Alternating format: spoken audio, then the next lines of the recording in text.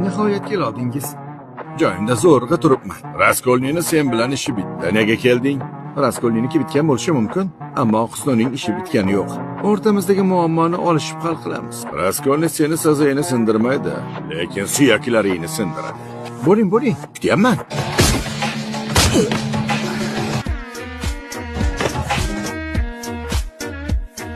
Tabriklayman. Qiz boladan yaxshi o'sharkansiz. Ay, to'xta! Meni ismim Telba Husno.